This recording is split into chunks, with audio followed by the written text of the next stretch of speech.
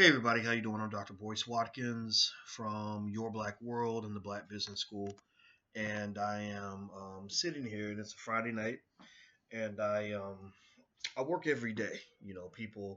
Um, people ask me, well, when do you take days off, and why don't you take days off? And it's not because I, you know, don't take off when I want to. It's just that I really like what I do, and if you've ever um, you know, had a chance to do what you really love, you know what it feels like to do something that doesn't feel like work.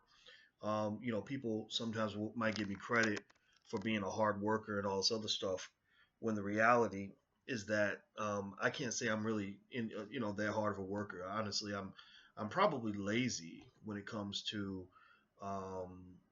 comes to like doing stuff that I don't want to do. When I don't want to do something, I'm not a good employee. You're looking at a Negro who's just not fit for slavery. I'm not gonna lie about that. But when I'm doing what I love, I think I become very good at it. But it's true for everybody. I mean, really, if you want to ever get a chance, your shot at genius at what it is that you do. Try to find a way to do what you love. Never believe that you have to do or you have to fit within the box that somebody else created. That's just not true. You don't have to do that. So what was on my mind today? Well, I was sitting here, and it is Friday night. It's about 10:30 here in Chicago, 11:30 in the rest of the world. And I was thinking about prison rape. Don't ask me why that was on my mind. I think I saw something where somebody made a joke about prison rape, and it really got to me because I know guys that have gone to prison. I know what it is. I saw an article that was shared by a brother by the name of Daryl Paget. Daryl Paget is a black man who received, I want to say he got a 40-year prison sentence or something like that for possession of a very small amount of drugs. He possessed, just a tiny amount of drugs, and they gave him 40 years in prison at the age of maybe 26. And I want to say, and I interviewed Daryl one time. You can probably look it up. Daryl Paget, Padgett. And I interviewed this brother, and I let him know how much I respect him. I let him know, that I think it was amazing how he used his time in prison to make himself a better person. In fact, Daryl pulled off the miraculous task of actually, becoming his own lawyer and getting his prison sentence reduced. And so anyway, um, give me one second here.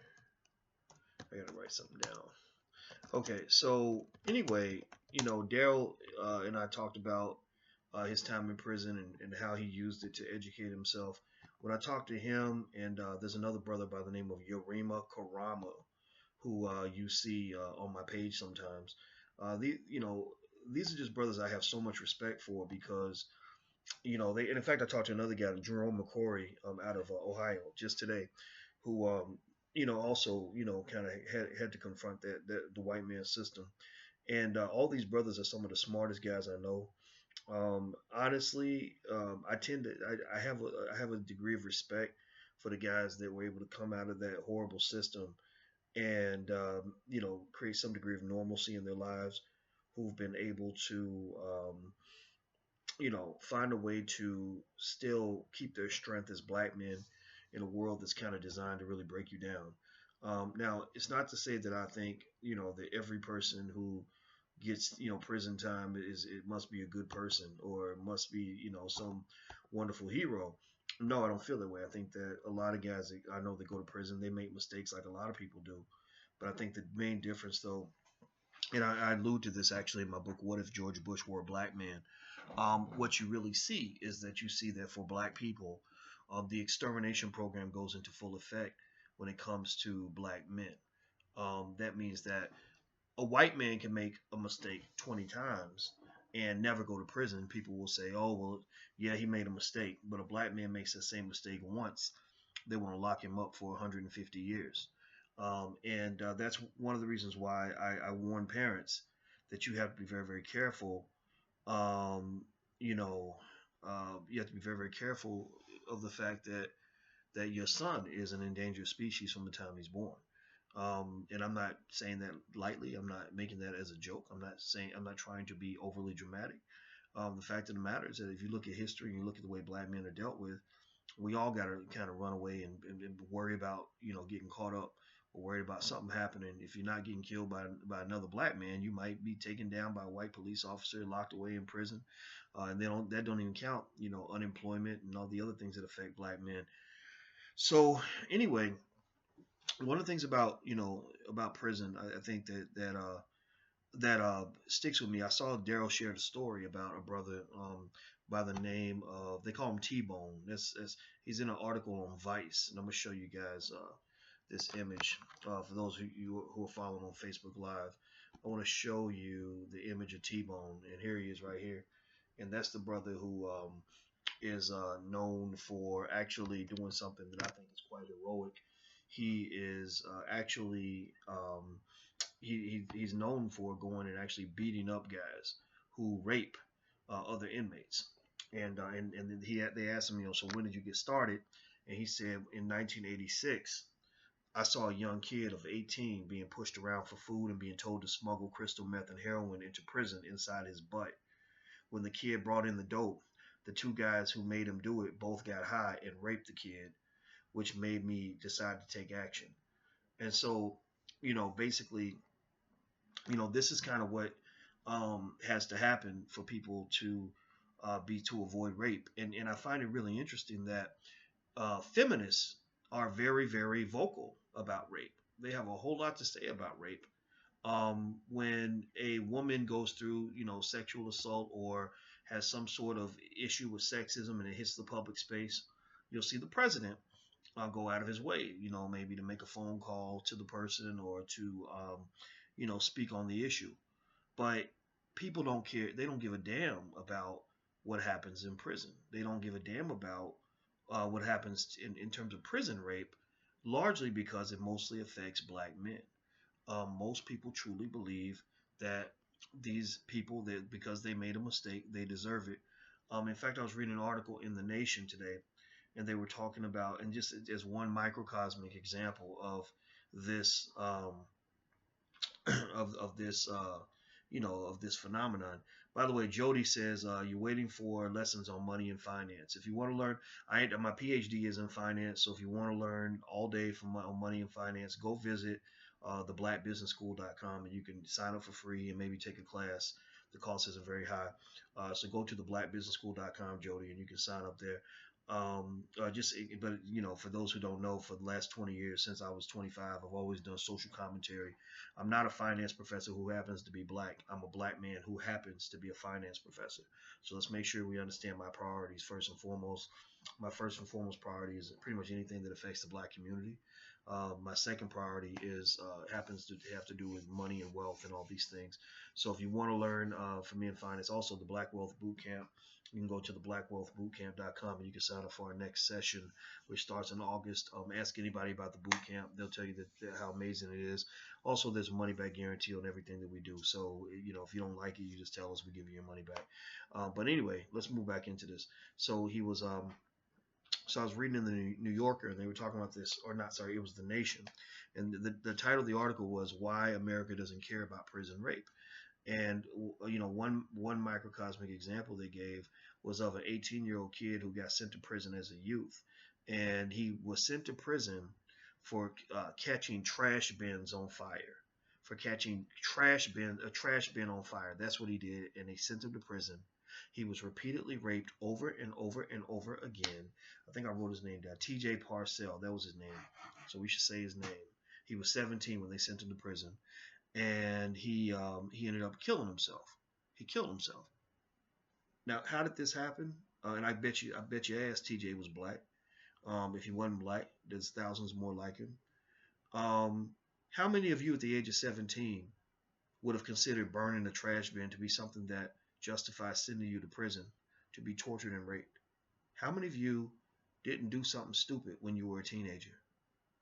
And I'll tell you what. When people want to talk this crap about drugs and how somebody deserves 50 years in prison over drugs, that's bullshit. Because if you want to really see drugs, Go back where I used to teach. Go to Syracuse University and go to the frat houses on a Friday night. Go out to the fraternity. Go to any fraternity house on a Friday night. You're gonna find drugs. You're gonna find underage drinking. You're gonna find sexual assaults occurring because these little alcoholics are going crazy on the weekends. You're gonna find all kinds of stuff. But you know what? The police will never raid a frat house on a Friday night because there are white people in that frat house typically. They're not going to go after white people. And they're not going to go after wealthy people or highly educated people. College campuses won't let them on there, even though the degree of dysfunction is scarier there than it is out in the hood. And so, so what I really am concerned about, and I really hope people will understand this. This is really my first stage in trying to more proactively address this issue. I want to help do more. In fact, if you have an organization that is focused on this issue, please send me an email. My email is boyce@boycewatkins.com. That's boyce@boycewatkins.com. I won't be able to respond because I get 1,000 emails a day, 1,000 different messages, but you'll get an autoresponder that has members of my team on there that you can contact, and we would love to promote what you're doing and support it. And because I do feel I feel a connection to those brothers who are behind bars, brothers and sisters. I say brothers because it's mostly affecting black men. Mass incarceration is in my opinion, at least the fourth major Holocaust for black people. You had the Middle Passage, then you had slavery, then you had Jim Crow, then you had mass incarceration. Those are four. So the Jews talk about what they went through in Nazi Germany. That was absolutely horrible. But black Americans, African Americans have gone through at least four major Holocausts, most of which lasted far longer than 6 or 7 years that the Nazis were killing Jews in Germany. So stop letting people convince you that what the Jews went through was so much worse than what you went through, or that their struggle is something you need to talk about while you ignore your own struggle. All these politicians who are running around here advocating and fighting for Israel but ignoring you, those people need to be gone. Those people don't deserve your respect, in my opinion.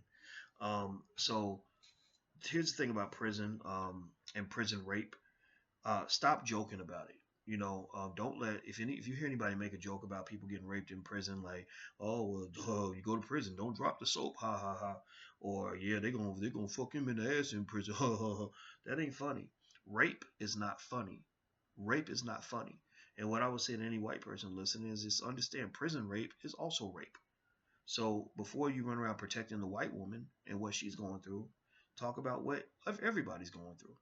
I don't know if anybody knows this, but according to the Bureau of Justice Statistics, you are 30 times more likely to be raped in prison than the typical woman in America.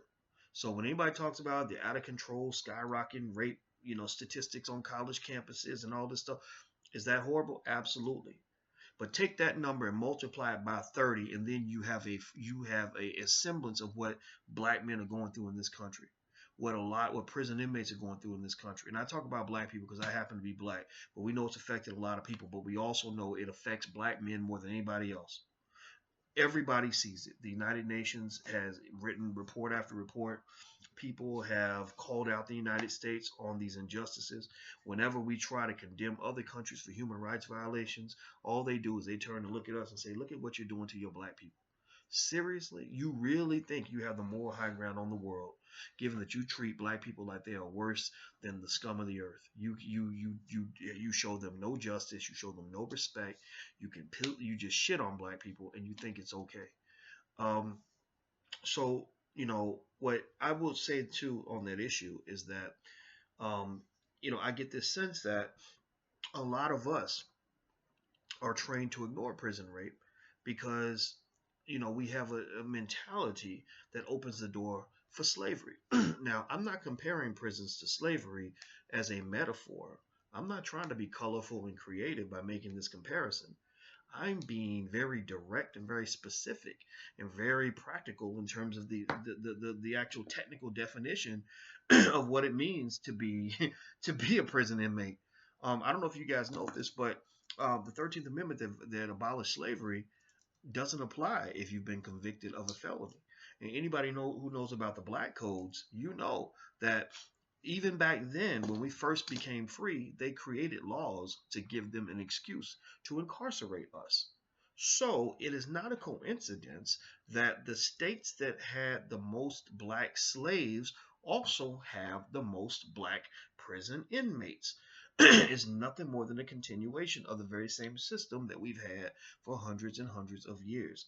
So, one thing we've got to do is we've got to understand the nuances of what it means to make a mistake, right? Somebody does a horrible crime, somebody murders people, they rape people, they do horrible things. That's one category, right? You deal with it appropriately. You make sure the punishment fits the crime.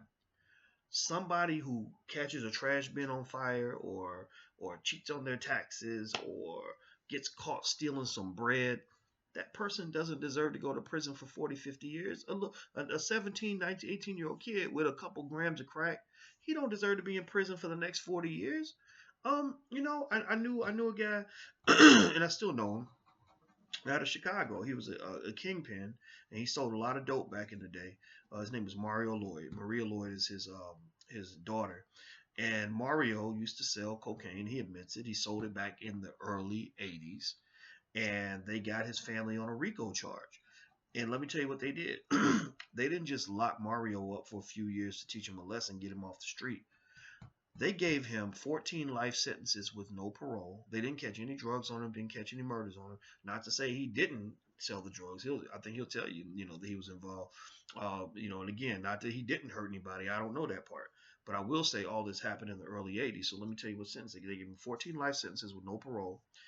They also caught him on a RICO charge, conspiracy, organized crime. So they then used that as an excuse to lock up his sister, his brother, and his mother. And so the question becomes, what happens to a family when you lock up all the adults in that family? Do you really think the children are going to be productive members of society? Or do you think that it's going to happen the same way it did in their family, where one of Mario's sons was murdered in the same neighborhood his father used to sell drugs? You see, if you look at all the violence that's happening in the hood on the south side of Chicago, for example, a lot of that is the artifact of a fatherless community. The reason it is a fatherless community is because this system has been on a black male extermination campaign for the last 40, 50 years. It was already in existence before. They already had Jim Crow. But the 1960s, black people started rising up. Black people started having more pride. Black people started saying fight the power. Black people started believing in themselves. So they said, we need to make sure we kill this. We need to nip this in the bud before it takes off. In fact, I talk about some of these issues actually in a book that you can have for free. You can get the e-copy of the book called It Takes a Village to Raise the Bar. You can get it at drboycewatkins.net. So go to drboycewatkins.net and you get your free ebook. All you gotta do is sign up. And then also do me a favor, if what I'm saying is helpful to you, please go ahead and take 1 second and share this to your social media page. Just share it around so that other people can see this, because these are important conversations. This ain't the type of stuff you're going to see on mainstream TV. This isn't the type of stuff you're going to hear talked about on CNN or even on BET, sometimes on TV One. I give Roland Martin some credit because Roland does a good job with hitting on some of those important conversations. He brings on Cleo Monago, Umar Johnson. Roland ain't going to bring me on now because I don't think Roland likes me that much, but it's okay. I like Roland, and I think we like it. We like each other. We just don't see eye to eye. Let's just say that. But I support everything Roland does because I think Roland is actually the best journalist on TV. I can't think of any other TV show hosts out here that speaks to these issues the way they should be, and I think it should be on every channel everywhere. Also, Yvette Carnell at Breaking Brown, she does a great job with that. So please support these people when you see them doing what they do.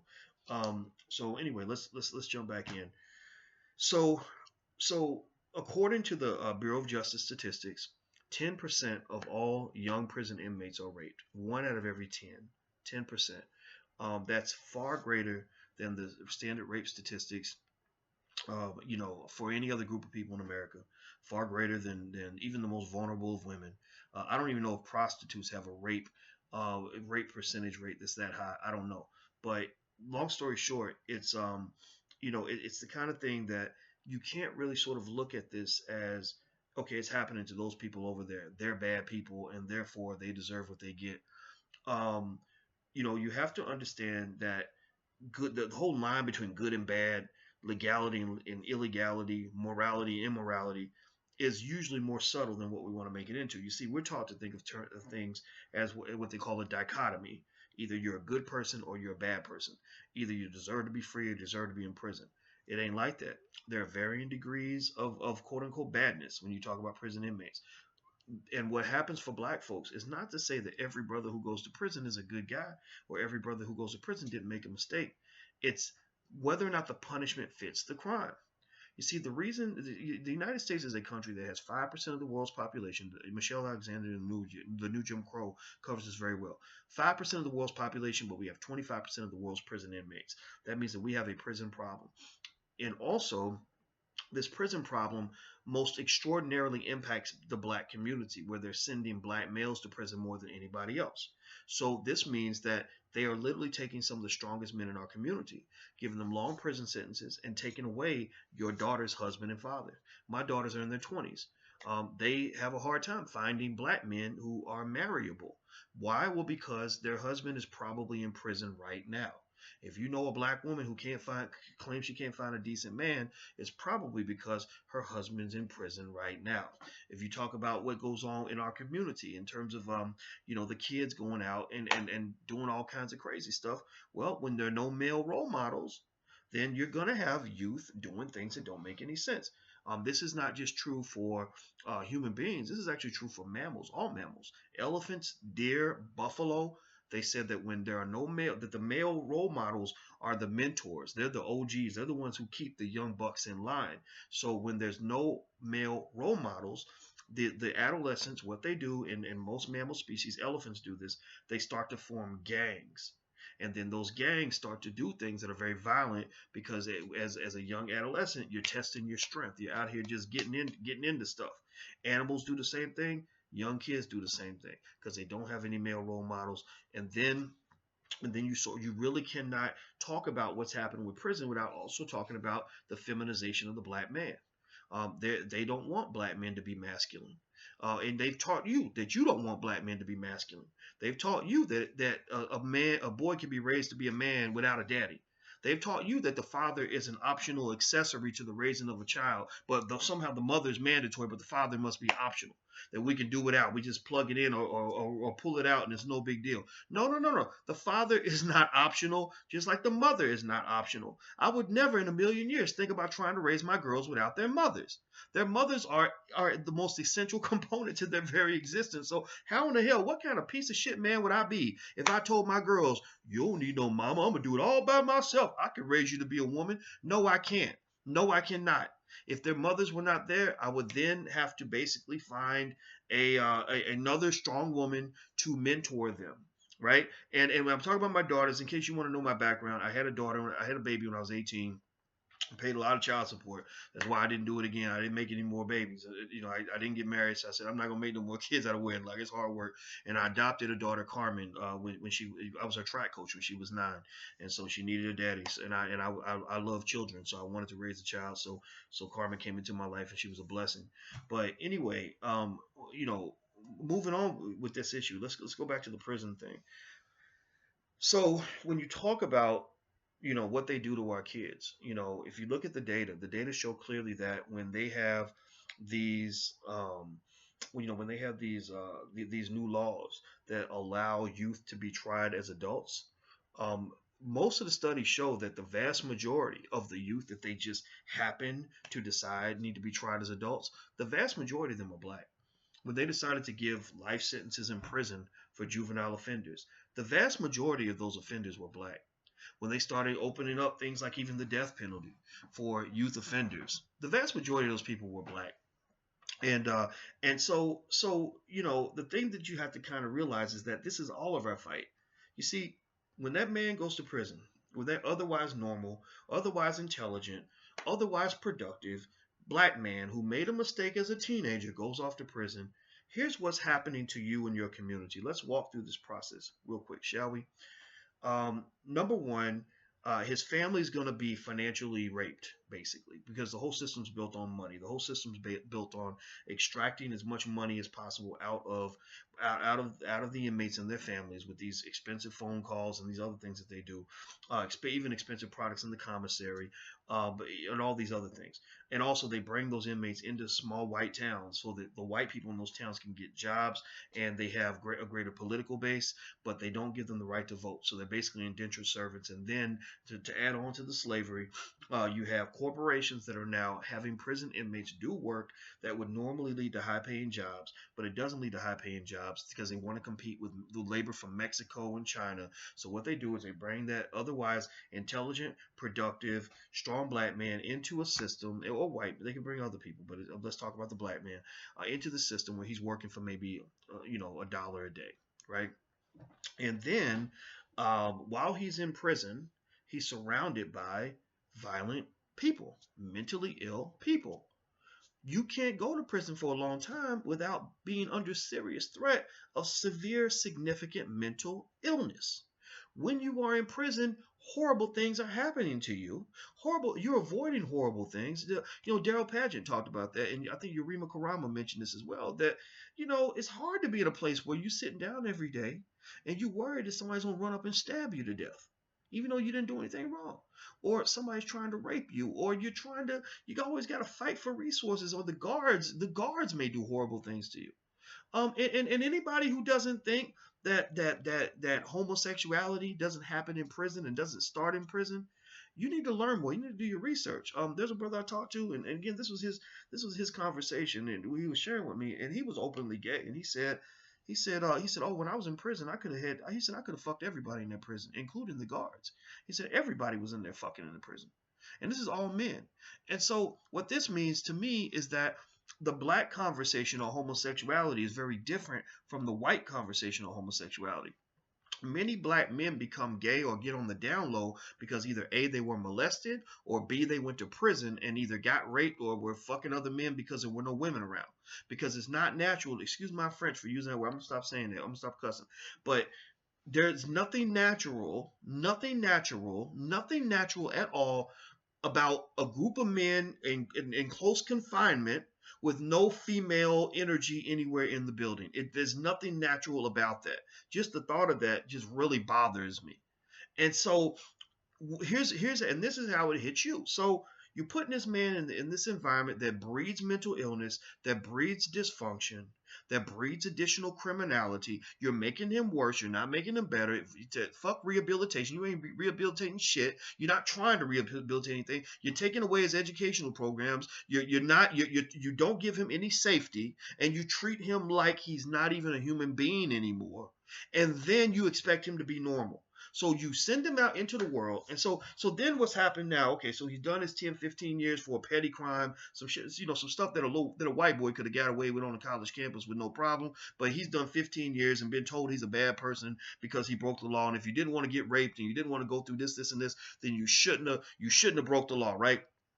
So he gets out of prison, and then what's happened after that? Okay, so he's got probably nothing to go home to. His family's pretty much been, getting robbed all those years because they've been trying to pay for those $5 call phone calls and all this other crazy stuff that they do. He can't get a job because you've effectively murdered him out of the system. You've marginalized him in every way. You've exterminated his very existence. He's there in body, but economically, he's been exterminated. Educationally, he's been exterminated. Spiritually and psychologically, he's been destroyed. He's been exterminated. So now, can he get a decent job? No, most of the time he can't. A vast majority of these professions, even stuff that involves like doing hair, you can't do if you got a criminal record. So what you really want is, you don't really want him to do better. You want him back in prison because you need that cheap labor. That's what you want. That's why you have politicians that will literally go to corporations now. I think it was in Oregon, where a guy went to Nike and said, hey, you're making your shoes in Malaysia. Don't make them in Malaysia. Make them here because we have prison inmates that can make the stuff cheaper than they make them in Malaysia. So they want them in prison. So So he's out here. He's not able to rebuild and get on his feet. Can't go get financial aid to go to school. Can't get public housing. Can't get anything to actually get his life going. And here's the special part. And before I tell you that, I want you to write down this URL. Write down drboycewatkins.net, drboycewatkins.net, and I want you to go to get a free e-copy of my book. It's called "It Takes a Village to Raise the Bar," and this is where I talk about these issues and flesh them out. But here's the other thing that happens. Here's the part that I haven't even mentioned. He's bringing a poisonous spirit back to his community. Now, I'm not saying every prison inmate does this. I'm not saying every guy that goes to prison is going to bring some bad shit to the community. But do you really think that there's any sort of linkage between all these brothers out here on the down low and the fact that so many black men are sent to prison? And do you not think that this does not affect you, black women you love, your daughter, your sister, and all the women who are meeting these men and are scared to even sleep with these men because so many of these men are having sex with other men when the woman ain't around? The down low phenomenon links directly to the incarceration rate. This ain't calculus, y'all. This is not rocket science. You don't have to be Einstein to make this connection. So all this talk about, gay rights and homophobia and everything else, you're out of your mind if you talk about homosexuality in the black community, the down low phenomenon, without linking it to molestation and incarceration rates. If you don't throw those things into the conversation, then I don't even want to talk to you because you're talking crazy. You're talking from another planet. So again, the black conversation about homosexuality has to be very different from the white conversation. White people make y'all crazy. White people got y'all believing all kinds of stuff about yourself that just ain't true. Now, so think about this now. So now we've got to the point where the mental illness and the dysfunction and the disease, the physical disease, mind you, a lot of brothers go to prison and get HIV. You're getting screwed in prison, and they ain't using a whole lot of condoms in prison. And guess what? When a man comes out, think about it. There's an old saying like this. I can't remember the exact words, but the saying was something like, the greatest threat to all of us is the man who has nothing to lose. So you've destroyed this man, ripped his soul out of his body to the point where he has nothing to lose. Well, if a man ain't got nothing to lose and don't care about himself no more, then at least he can go get some liquor and some pussy, right? At least he's going to go and drink and use drugs and have sex. That might make his pain go away. And if he's a good-looking black man, he's going to have sex with a whole lot of women who are looking for a man, whether it's temporarily or permanently. And guess what? If he's got a disease, then he becomes the host of the virus, and he's infecting female after female after female. That's how they can kill rats. That's how they kill rats and mice. They give poison to the alpha male, send him back to the little tribe, the little whatever they call it, the little rat's nest, and he's infecting everybody. That's how diseases are spread. That's how HIV was first spread. They actually traced it back in the 80s to one guy who was an alpha male. He happened to be gay, and he was a good-looking man. He had all the characteristics of a perfect host for the disease. He was handsome, so a lot of people wanted to sleep with him. He had lots of sexual stamina. So because the longer you have sex, the more likely it is that the disease is going to get spread. Also, what was the last thing? Oh, he traveled. He was like a flight attendant. So he was going around the country meeting different men and having sex with different men. Well, don't you think the same thing is happening in the black community? Don't you think that we also have alpha males who have diseases because think about this. If you marginalized, if you ain't got nothing to live for, you really gonna have health insurance? You really gonna be getting your regular medical checkup? I mean, really, seriously, do you really know your? I mean, think about how many brothers I've seen brothers out here that will have sex with 10 women, different women in a month, and have no idea if they have a disease or not. And I'm not dogging anybody out or judging anybody, but I'm telling you that there is a secret, quiet epidemic that is occurring in our community. The AIDS and HIV rates in Atlanta are getting to the point that they're worse than most third world countries.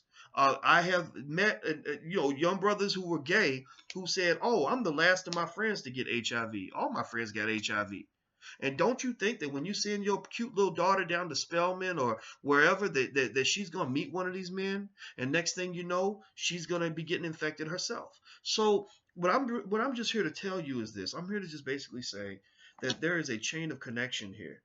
And so these things that you think don't affect you, they affect you very closely. They affect the people that you love.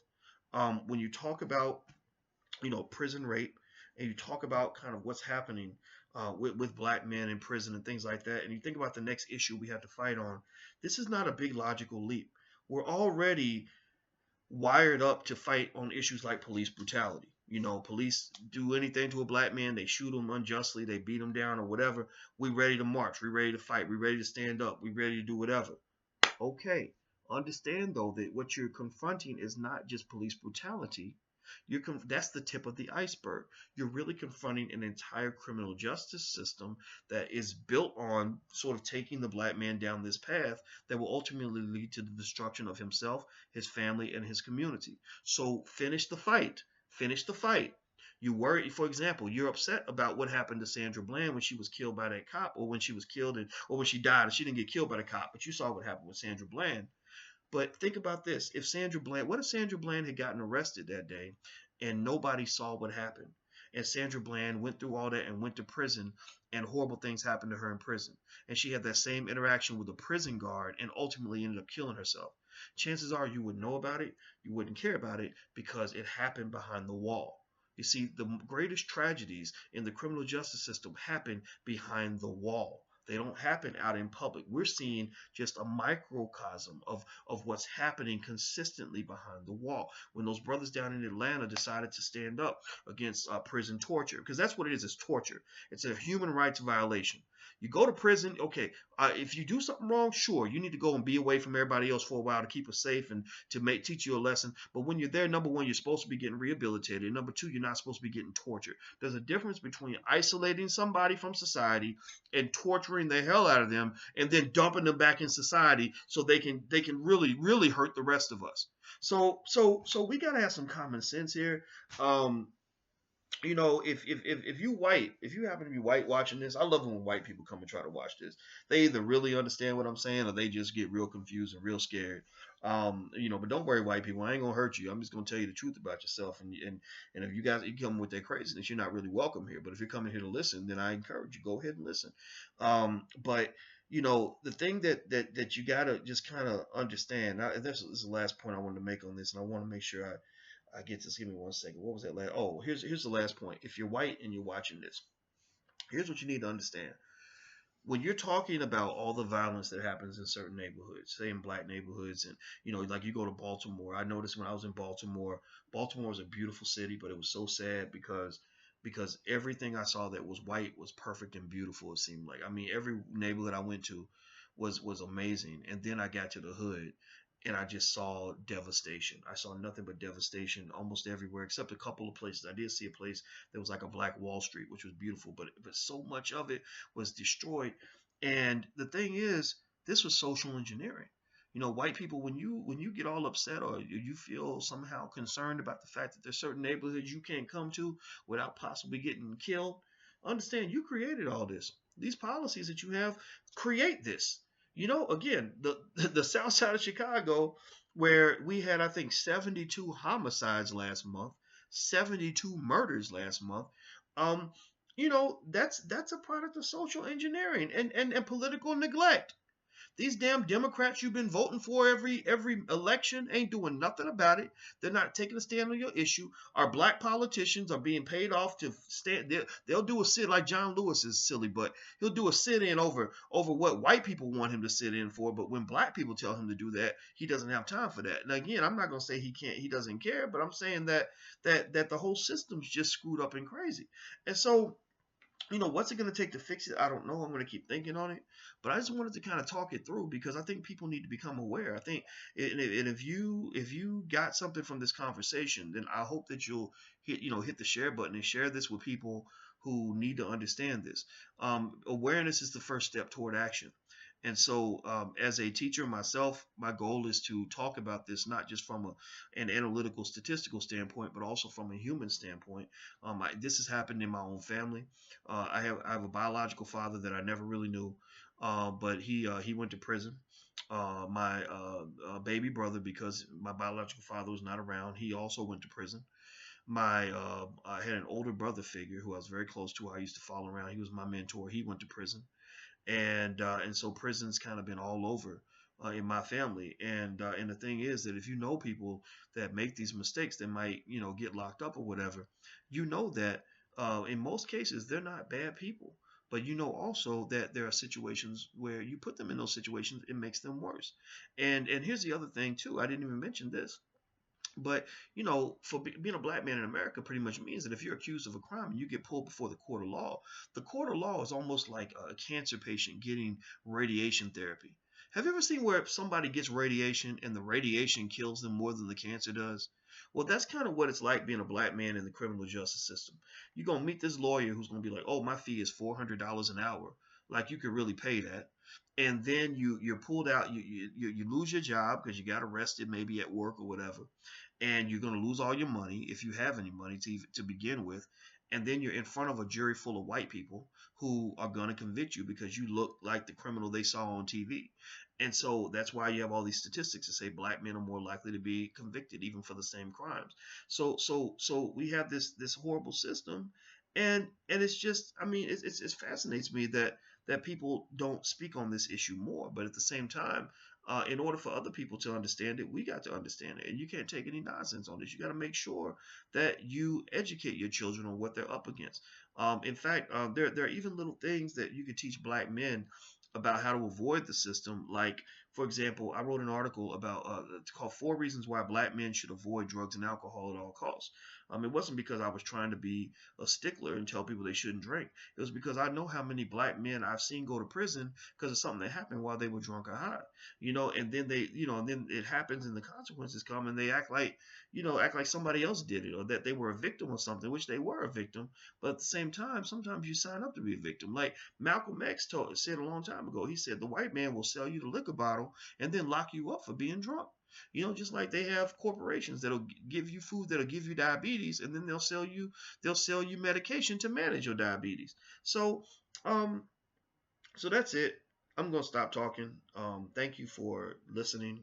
I know that this is like almost like you can almost call this like a Friday night rant, if you will, because this was me after a long day when I was just thinking about people I've lost, in this system and the things that I've seen, and and it breaks my heart. It really does, and I really just think that as a people, these are the things we need to be fighting on. If politicians ain't ready to really talk about these kinds of issues, they're not worth your time, in my opinion. They're not worth my time. I know that. I won't talk to any politicians on the phone when they call me.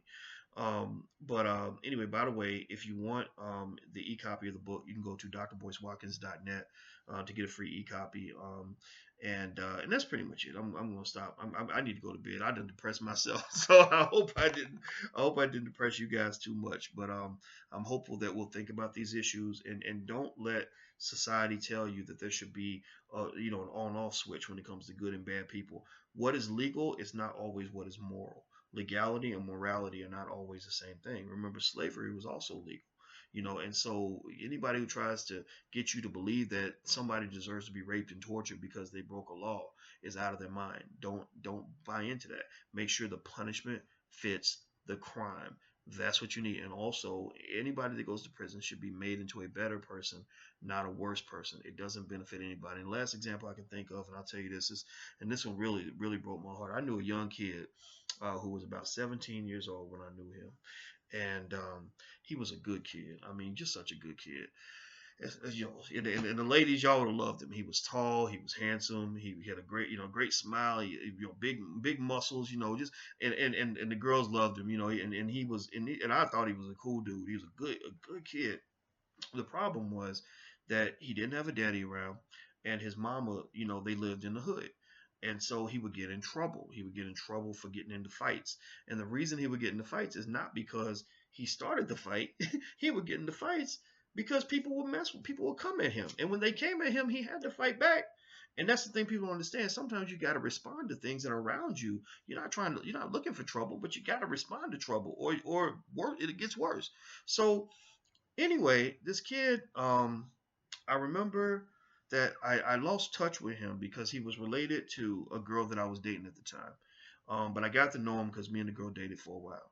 And he and just like I thought, and I knew I could see the writing on the wall.